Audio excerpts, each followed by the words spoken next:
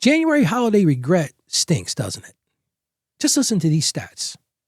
36% of Americans took on holiday debt this season. The average, $1,181 in new debt. And here's the problem. That's up from last year, which had a big number. Last year's was $1,028. And that tells us that holiday debt is still climbing. But here's the sad part. 42% of those who borrowed said this. They said, we regret spending as much as we did. And here's the bigger problem. Most won't pay it off quickly. 37% say it'll take several months. 7% said they expect it 6 months or more. And listen to this, nearly half. 46% of Americans are still paying off last year's holiday debt. Which leads me to today's question. Ralph, every January I look back and wish I'd spent less and saved more during the holidays. How can I avoid the regret this year? What a great question. See, the holidays should bring us joy. That's why I'm doing this whole series. How to have joy without going broke. But if we're not careful, January brings regret. So let's stop that cycle before it starts. That's exactly what I'm covering on today's show. Hello there. Welcome to the show. I'm Ralph. I'm helping you break that cycle of financial shame with confidence. Today, we're going to break that cycle of rolling into January and having that holiday debt. And listen, I've spent decades in the trenches with accounting folks and coaching people, and I've seen several hundreds of my clients start the new year with what we'll call the holiday debt hangovers. Nobody likes a hangover. I remember when I was younger, I used to drink. Well, I don't drink at all right now because I felt like I had a problem. But you feel that hangover, man. It just lasts in you and it lingers. And I've had that same holiday debt hangover in January.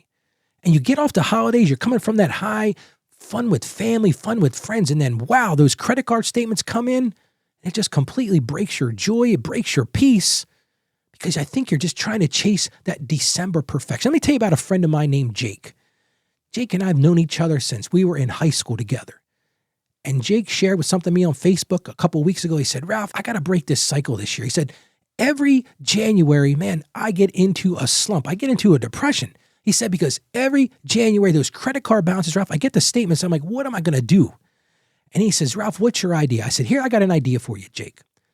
Write yourself a note. He's like, what are you talking about, right? We're pretty transparent with each other. And I said, here's what I want you to do. I just want you to write a note for yourself.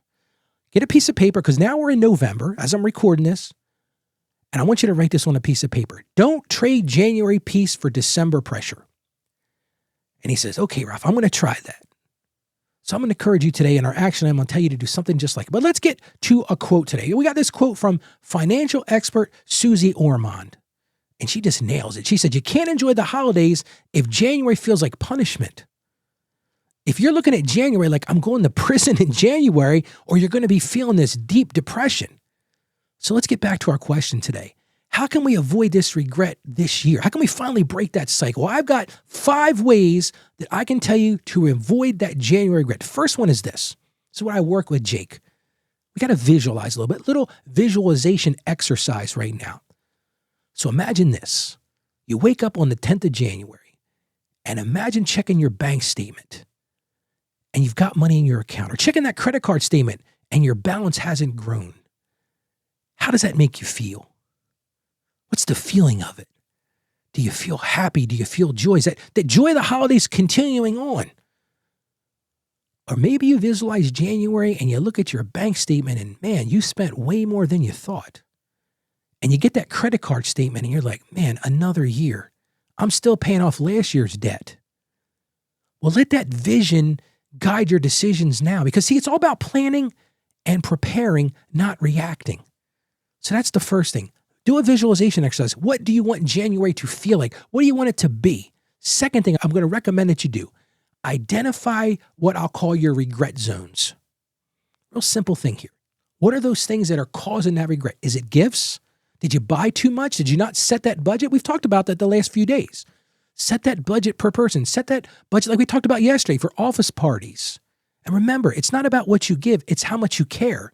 But is that a regret zone? Maybe it's for you, it's travel. You spent too much doing travel. Set that budget ahead of time. You know, you might have to say no to some people this year. I know it's not an easy thing to do, but you might just say, listen, the economy's not great right now. We're struggling financially. We're not going to be able to do the traveling we used to do. Hey, maybe for you it's food. We talked about my father-in-law with his seafood soup and all the Santa Claus gift giving he did. So plan that. But really ask yourself, where do you usually go overboard? It's not an easy discussion to have. But if you identify those regret zones, it brings awareness. And awareness changes everything because awareness is really the key. So that's the second thing. Identify those regret zones. Third thing, create a plan.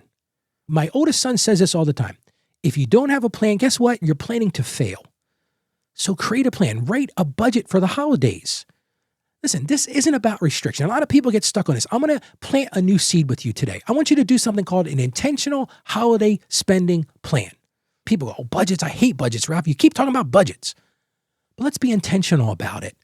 It's not a boundary for joy, but it's an intentional holiday spending plan so that you get to January and you feel good about what you've done. You don't have that regret. You don't have that what we call January hangover. So create a plan. Create that intentional holiday spending plan. Next thing I'm going to encourage you to do, we talked about this on yesterday's show, say no early. See, it's easier to decline now than to apologize later for being broke. So learn to say no. This is what I'm going to spend. These are the people I'm going to spend for. Hey, there's a bunch of things you can do. You can be creative. You can do gifts of service. But stand firm in those no, because it's easier to decline. Listen, when the bills are already in and your bank account is drained, there's not much you can do about it at that point except figure out a way to dig yourself out of it. But if we can prevent that crater in your finances from the beginning, stand firm and do that. And last but not least, remember this. Peace is greater than pressure. Remind yourself this. Write this on something. Put it in front of you. Christmas joy shouldn't come with January interest. Now, that's a real financial way to look at it, isn't it? That joy shouldn't come with credit card interest. It shouldn't come with interest on personal loans, whatever that looks like for you. The joy needs to continue. You don't want to get into that January regret, which leads us to today's Bible verse. Now, this Bible verse is a little bit weird for today, but I think it really suits the idea of planning. It comes from Luke chapter 14, verse 28. And it says, suppose one of you wants to build a tower. Won't you first sit down and estimate the cost to see if you have enough money to complete it? And anybody saying, Ralph, I don't get it. How does that have anything to do with it? It's all about planning. And I want you to just embrace that today. It's building that intentional holiday spending plan. Because what was the Bible talking about? If you want to build a tower, you better figure out how to do it first. You better figure out what the plan looks like. You better figure out how much it's going to cost. Because it goes on in the scripture and talks about, well, people will ridicule you if you're not able to finish it. Well, you're going to ridicule yourself in January if you have that post-holiday regret. So do that today. Build that intentional holiday spending plan. Well, how about we pray together? We need some prayers today, don't we? Because this is not easy work. Lord, we come to you right now and we ask you for wisdom to help us plan ahead with peace, Lord. We want to continue that joy of the holidays. We are so grateful for you sending your son, Jesus Christ, to us, Lord, that we want to just keep that joy flowing in the January. So help us to avoid those traps of overspending and those feelings of guilt that come with us, and teach us to value future peace over that present pressure. Lord, we ask this in the precious name of Jesus. Amen. All right, so you ready for your one action item for today? We're going to write a note to ourselves. It may seem a little hokey, but I'll tell you, this will work. I want you to write a note to yourself. I want you to call this your January self-note. And just ask yourself this question and write this down. What do I want to thank myself for when the holidays are over? Really that simple. Write that note today. What do I want to thank myself for when the holidays are over? Maybe you've saved money. You haven't gone into debt. You haven't run up those credit cards. You had a joyous season. And right now, I want to ask you to do something for me. If this episode or this show is helping you, I want to encourage you to share it with somebody who needs to hear it. Today's show is one of those ones that you can share. Send a link to a friend who's stressed about holiday spending. Maybe post it to your social media. We love social media. Tag us on it so we can cheer you on as well. Leave a review on our website because it helps others find financial freedom too. And you can send them right to our website. That's financiallyconfidentchristian.com. There's more resources there to break the cycle of financial shame and live in confidence. Remember this, January peace beats December pressure. So plan now and thank yourself later. I want to encourage you right now, go out there and live as a financially confident Christian. You can do this. I have confidence in you. And bigger than that, Christ himself has confidence in you. He wants you to be successful and enjoy the holiday season. So stay financially savvy. God bless you, and I'll see you on tomorrow's show.